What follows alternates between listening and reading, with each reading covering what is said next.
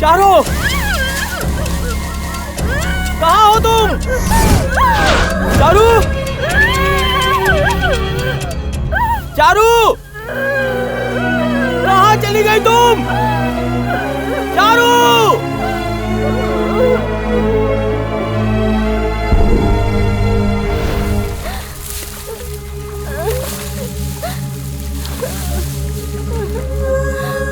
चारू, चारू, चारू, क्या हुआ तुझे? वो कहाँ गई, उसके साथ क्या हुआ होगा, ये सोचने तक सब कुछ खत्म हो गया था।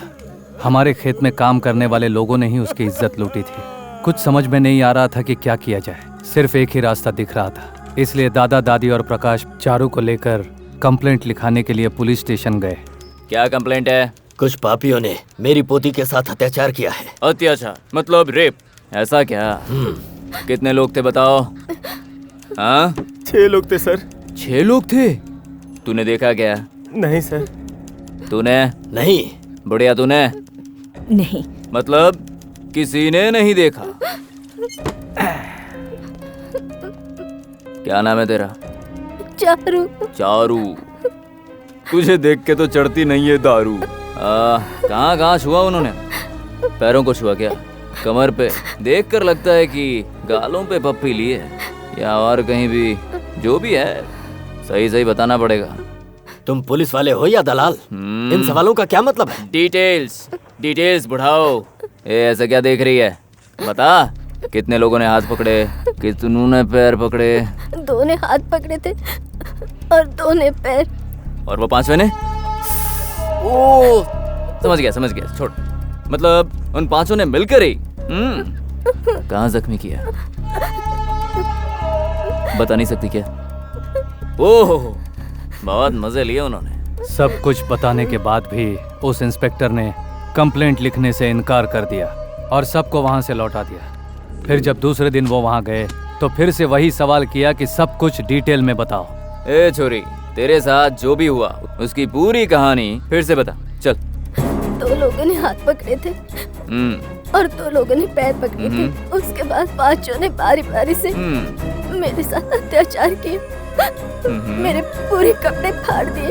इतना ही नहीं, मैं जब चिल्लाने लगी तो मुझे धमकी दे दी। मुझसे कहा, हेलो सर, अभी आया सर। पूरी कहानी फिर से सुनने के बाद उसने कहा कि शाम को आओ। फिर वो लोग शाम को गए। मुझे कुछ याद नहीं तुमने क्या कहा था, मैं सब भूल गया। फिर से जरा खुलकर बताओ। 2 लोगों ने मेरे हाथ पकड़े थे और 2 लोगों ने पैर पकड़े थे।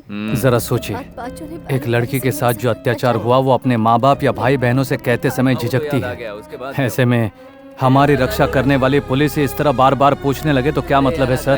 फिर भी उसने बताया। फिर शाम को ऑफिसर ने आज राइटर नहीं कह के उसे लौटा दिया और कंप्लेंट लेने से इनकार कर दिया। वो ये बेइज्जती बर्दाश्त नहीं कर पाई, उसने फांसी लगाकर अपनी जान दी थी। चारू!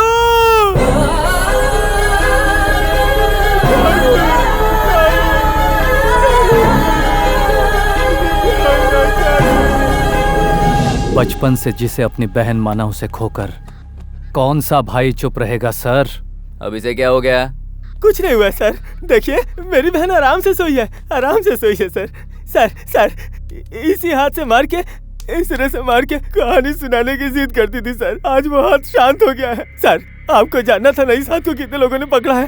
फिर से पूछिए ना, जवाब देखिए। सर, जब ये चलती थी तो इसके पायल की आवाज हमेशा मुझे सुनाई देती थी। अब सुनाई नहीं दे रही है सर, एकदम से शांत हो गई है सर। आपको जानना था ना सर, कितने लोगों ने पैर पकड़ा था? पूछिए ना सर, पूछिए ना, जवाब देगी।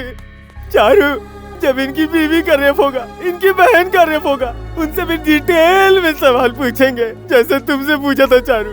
सर, हम जैसे छोटे लोगों से आपको क्या मतलब? सर, आप हमारे रखवाले थोड़ी है सर। पूछिए सर, आप सवाल पूछिए सर, चारू बताएगी। पूछिए ना सर, पूछिए ना। पूछ क्यों नहीं रहा? गूंगा हो गया कमीने? ओए! मैं खामोश हूँ, इसका मतलब तू कुछ भी बोलेगा? इतना गुस्सा आ रहा है? मुझे मारेगा तू? ये ले पकड़, मारना, मार मुझे। हाँ?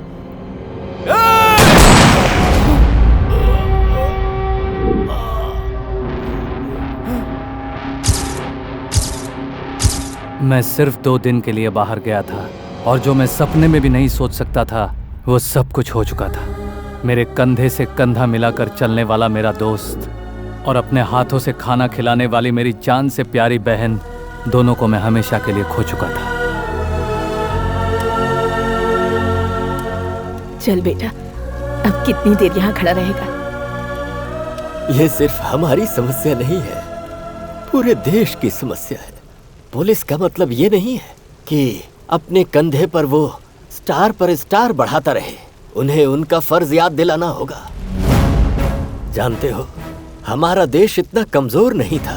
अगर सारे ईमानदारी से अपनी ड्यूटी करें तो देश की सबसे बड़ी ताकत बन सकती है हमारी पुलिस। लेकिन आज जनता पुलिस के पास अपनी शिकायत ले जाने से डरती है, क्योंकि पुलिस स्टेशन को पैसा कमाने का अड्डा बना दिया गया है। सारी व्यवस्था चरमरा गई है।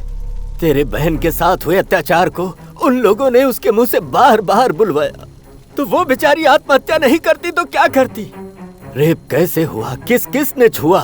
रेप ही था ना वो? ऐसे वैसे उल्टे सीधे सवाल पूछे गए। कहा कि कोर्ट में जाएंगे तो इंसाफ मिलने में सालों लग जाएंगे। केस ही नहीं बन पाया। भ्रष्टाचार में बिके हुए ऑफिसर ने कोई कार्रवाई नहीं की। पुलिस का नाम सुनकर हमें गर्व होना चाहिए, उसकी जगह हम उन्हें गालियां देते हैं। उनसे डर लगने लगा है। लेकिन मुझे विश्वास है, अगर पुलिस अपना फर्ज निभाए, बेईमानी ना करे, ईमानदारी से काम करे, तो ये सारी समस्या खत्म हो जाएगी। दादाजी की बात सुनने के बाद मुझ पर एक जुनून सा सवार हो गया।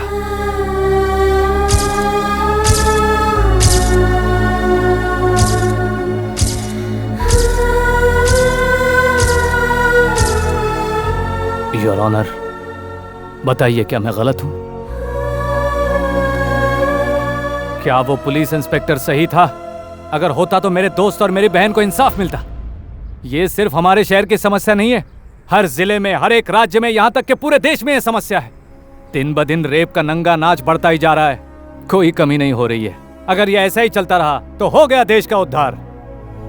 अगर आप सबको लग रहा है कि मैंने जो किया वो गलत किया है, तो आप जो भी सजा देंगे वो मुझे मंजूर होगी। फैसले पर विचार करने से पहले हम चाहते हैं कि हम जनता की बात भी सुनें। जनता की राय का इस केस में बहुत महत्व है, ताकि किसी के साथ कोई अन्याय ना हो।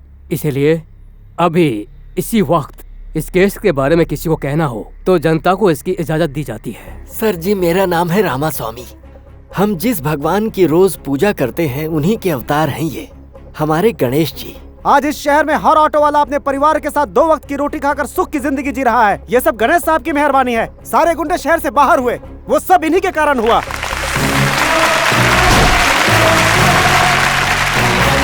कितने सारे सरकारी अधिकारी परीक्षा देकर पास हो जाते हैं, सिर्फ यही एक अच्छा काम करते हैं, पर उसके बाद सारे गलत काम करते हैं। लेकिन हमारे गणेश साहब परीक्षा दिए बगैर IPS बने, ये गलत काम किया, लेकिन जो भी काम किया वो बहुत अच्छा किया। गणेश अंकल बहुत अच्छे हैं, उन्हें सजा मत दीजिए प्लीज।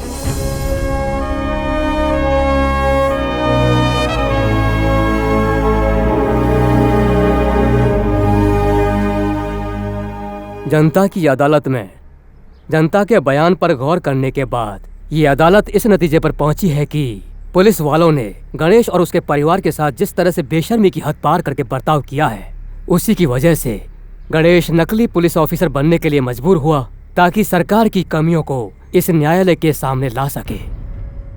इसने जो भी किया उसके पीछे जिम्मेदार है पुलिस वालों का कठोर बर्ताव। जनता के फैसले से ज्यादा इस देश का संविधान और कानून मायने रखता है। इसीलिए गणेश को 1 लाख रुपए का जुर्माना और इसके साथ साथ 1 महीने जेल में रहने की सजा सुनाती है।